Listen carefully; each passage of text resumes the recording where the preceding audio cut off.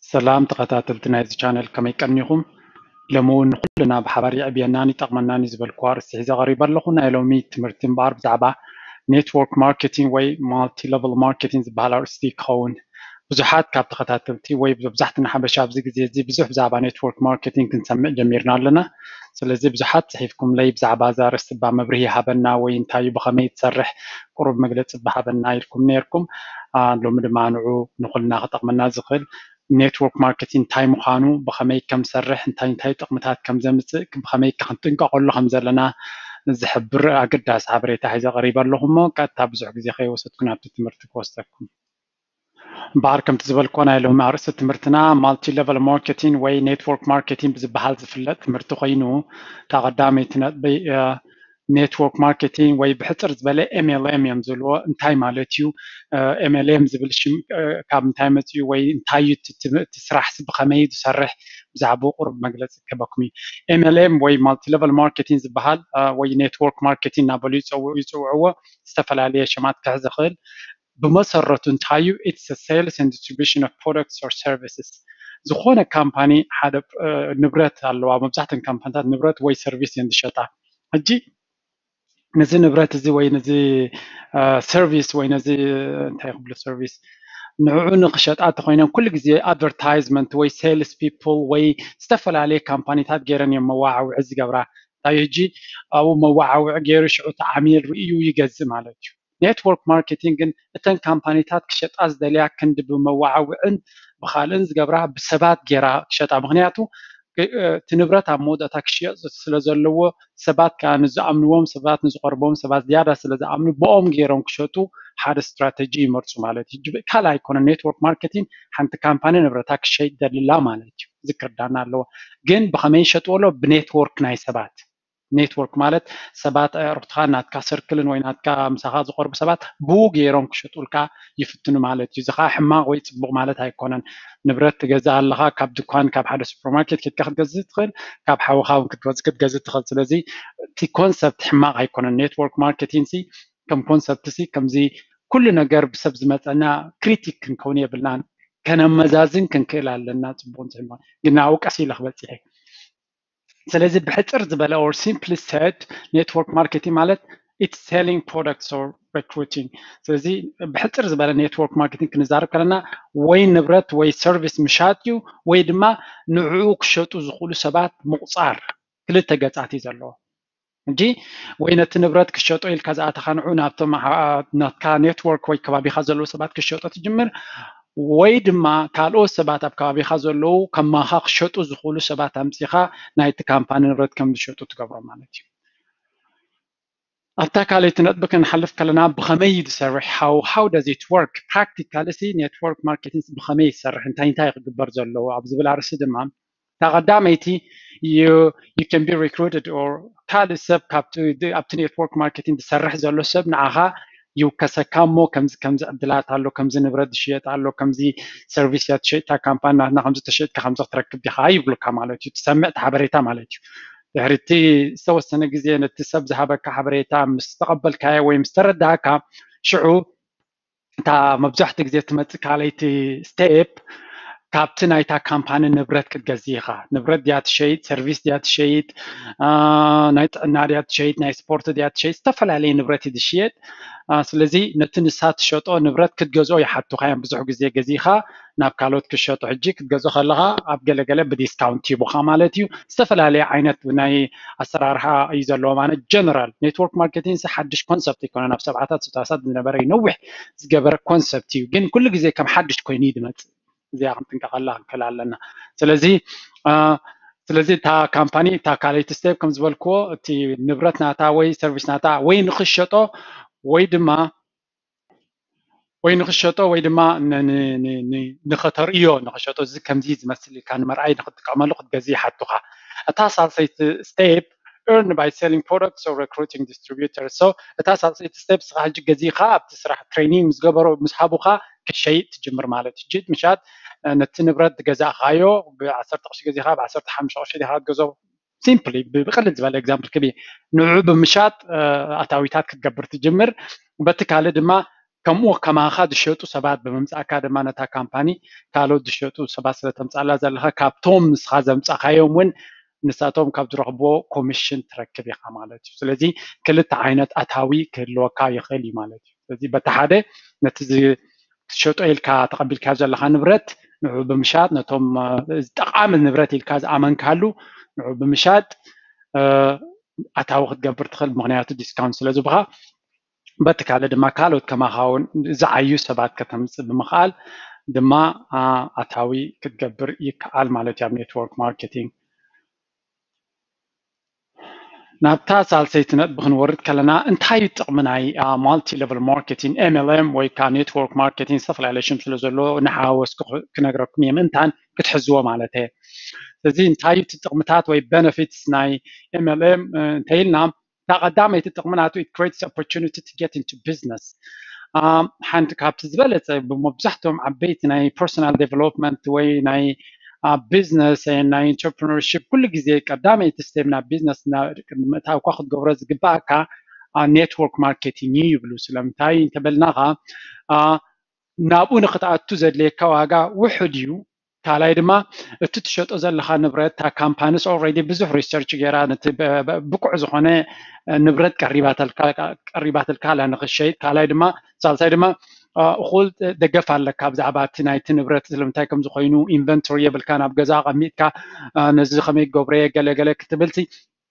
ሓድሽ ቢዝነስ ክትከፍት ከለኻ ብካልእ ኣዘራርባ ኩሉ ነገር ንስኻ ኢኻ ኬር ክትገብሮ ዘለካ እንታይ ማለት እዩ ትካል ክትካረ ኢኻ እቲ ንብረት ንመፍረይኡ ክትገብር ኢኻ ሰራሕተኛ ክትቆፅር ኢኻ ብዙሕ ነገራት ኣለካ ብዙሕ ካፒታል የድልየካ ብዙሕ ተመክሮ የድልየካ ኣብዚ ግን እንታይ ትመሃር ኣብ ዝኾነ ቢዝነስ ሓንቲ ክንፈልጣ ዘለና ዓወት ናይ ቢዝነስ ትካል ብምኽፋት ዘይኮነስ ንብረት ብምሻጥ እዩ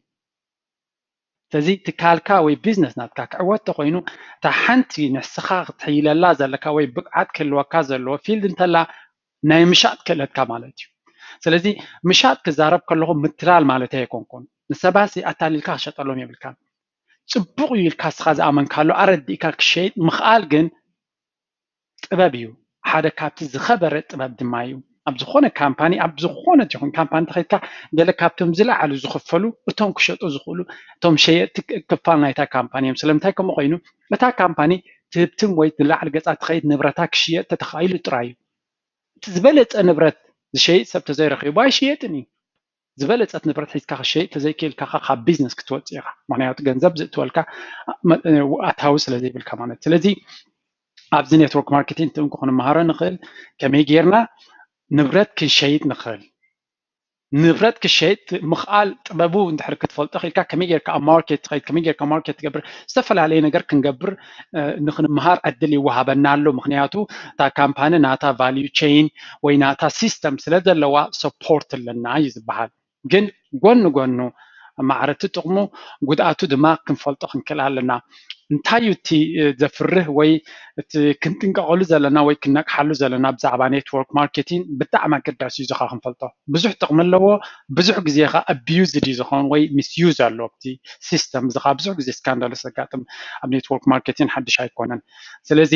እንታይ እዮም እቶም ፀገማት ናይ MLM ወይ ናይ ኔትወርክ ማርኬቲንግ እንተበልና ቀዳማይ ፓይራሚድ ይብልዎ ፓይራሚድ ስኪም ይብልዎ ፓይራሚድ እንታይ ማለት እዩ making money by recruiting than selling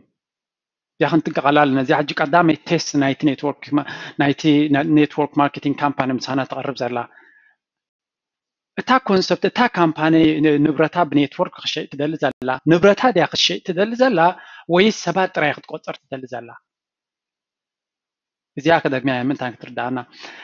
እታ ካምፓኒ ንዓና ተቐርበና ዘላ ወይ ሰብ ዝቐርበና ዘሎ ንብረት ዝኣምነሉ ንሱ ንሂወትካ ንጥቕምካ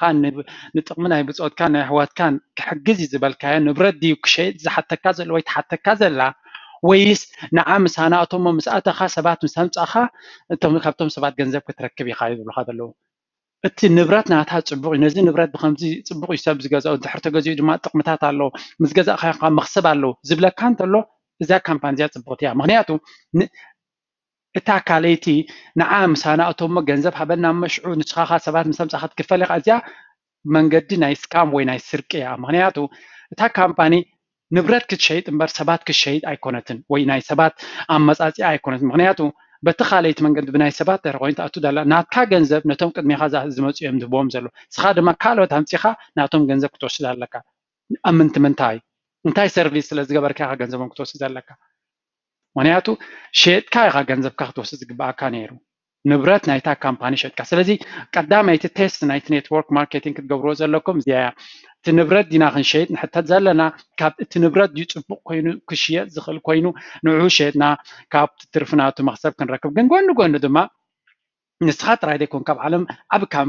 ኣብ ብዙሕ ሃገራትን ብዙሕ ቦታን ስለ ዘሎ ጎኒ ድማ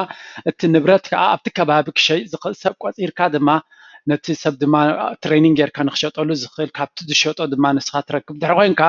እዚ ቅኑዕ ንወርክ ናይ ኔትወርክ ማርኬቲንግ ግን ካብ ናብቲ ንብረት ዝያዳ ኣብ ሰብ ጥራይ ኣተኲራ ትሰርሕ ካምፓኒ እንድሕር ኣጋጢማትኩም ተጠንቀቑ እዚ ስካም ክኸውን ክእል ወይ ስርቂ ክኸውን ስለ ዝኽእል ስለዚ እታ ካልአይቲ selling products to new recruits than to the customers ስለዚ እቶም ንዓኻ ዝቆፅሩካ ዘለው እቲ ዝቡኻ ዘለው ንብረት ናብ ካልእ ዓማዊል ክሽየጥ ዝኽእል ድዩ ወይስ ናባኻ ጥራዮም ሸይጦም ገንዘብ ዝወስዱ ዘለው ተዲካሎ እዚ ንዓኻ ሃየር ክገብሩልካ ከለዉ ሓደ ሰብ መፅዩ ሓደ ሴልስ ፐርሰን ናይ ሓደ ካምፓኒ እንተመፅዩ ንዓኻ ቆፅረካ ኣይኮነን ዝደሊ እዚ ንብረት ፅቡቅ እዩ ግዛኣዮ ተጠቀመሉ ምስ ተጠቀምካ ድማ ተመለሰኒ ካልእ ግዜ ክሸጠልካ እዩ ዝብለካ ዘሎ ግን እዚ ንብረት እዚ ውሰዶ እሞ ገንዘብ ሃበን ንስኻ ድማ ንኻልእ ረኺብካ ንዑ ሃቦሞ ገንዘብ ውሰድ ዝብለካ እንተሎ ኖ እቲ ንብረት ክሸጦ እሞ ሰብ ንክጥቀመሉ ዳያኻ ክሸጥ ዘለካ እምበር ንሱ ሸይጡ ገንዘብ ከምፃሉ ተኮይኑ maybe this is not right ሕጂ ሓደ ብሓደ ጌጋይ ማለት ኣይኮንኩን ግን እንታዩ ኣብ ቅድሚ ሕጂ ኣብ ኔትወርክ ማርኬቲንግ ብዙሕ ዝኾነ ገበናት ተፈፂሙ እዩ ስካንዳልስ የጋጥም እዩ ኣይጋጥምን ማለት ኣይኮነን ብኻልእ ዘራርባ ብዙሓት ጥዑያት ኔትወርክ ማርኬቲንግ ኣለዋ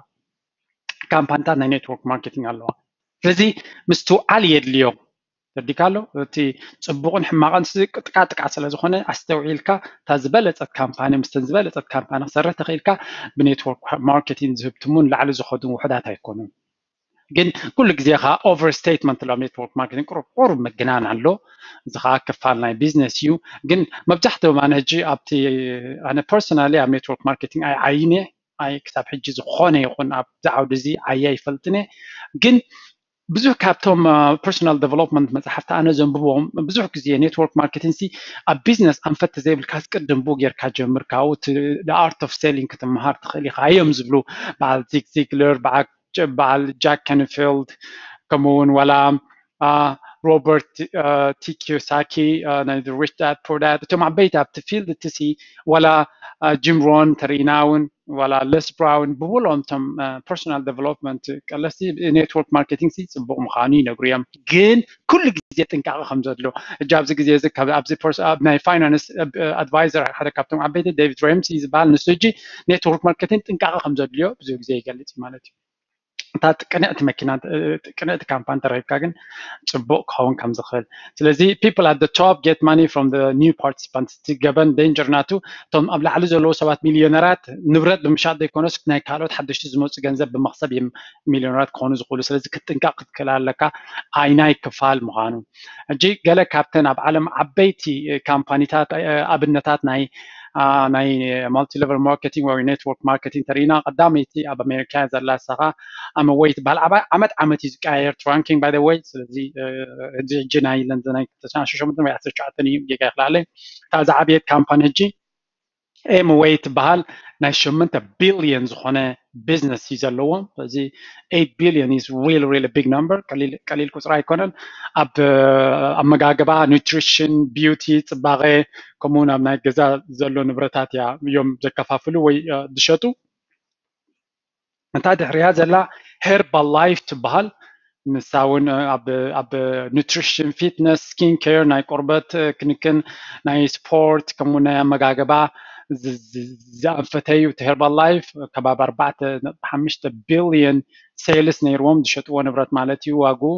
ክሳብ 4.5 ቢልዮን ክሸጡ ክኢሎም እታ ሳልሰይቲ ድማ ብዙሕ ግዜ ሕጂ ትሰምዖ ዘለኹም እያ ቲኤንስ እያ ትበሃል ምስለን ቲኤንስ ገለ እያ ትበሃል ናይ ቻይና ካምፓኒ እያ